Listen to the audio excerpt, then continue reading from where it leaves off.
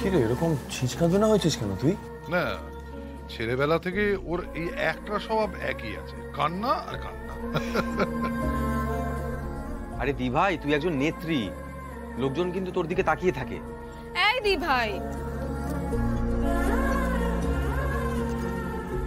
কি হলো রে তোর? হ্যাঁ, আমাদের সবার উপর এত রাগ হলো কেন তোর?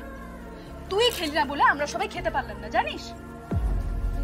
কেন তোরা কেন খেলি না? যেন বুঝতে পারছেন না আমরা কেন খেলাম না। সত্যি দি ভাই, তুই একদিন আমাদের সবাইকে রান্না করে খাওয়াবি, এটা তো শাস্তি। ব্যাস, আমি দুধে মিশে গেল। শোনো হৈমন্তী, এই বয়সে সে এমন মান অভিমান পালা দেখতে হবে এটা কিন্তু ভাবিনি। ফুলকি এলো না? না, তোর কি মনে হয় দি ভাই, ফুলকি না এসে থাকতে পারবে?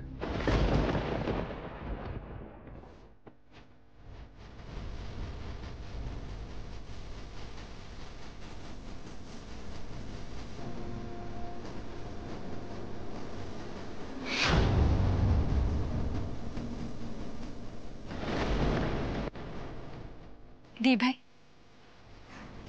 তুমি আমায় এতটা ভুল বুঝি? তা কি নিয়ে এত ভুল বোঝাবুঝি হলো শুনি?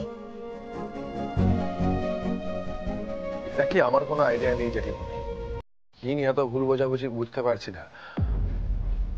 রাজমহলে অভিরূপ নামের একজন ব্যক্তির সঙ্গে আমাদের দেখা হয়েছে। সে ফুলকিকে সমর্থন করছে, আমাদের হয়ে কাজ করছিল, আমাদের সাথে কাজ করছিল।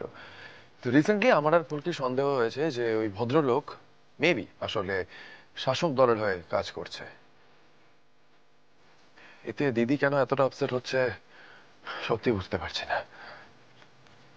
দিদি কি হয়েছে তোর, এত ভুল বুঝছিস কেন? তাও আবার ওই অভিরূপের জন্য? অভিরূপের জন্য দিদি খুব নরম হয়ে পড়েছে, স্পষ্ট এটা। কি জানিস তো ভাই, ইদানিং তোদের চিন্তাধারার সাথে আমার চিন্তাধারা একেবারেই মেলে না।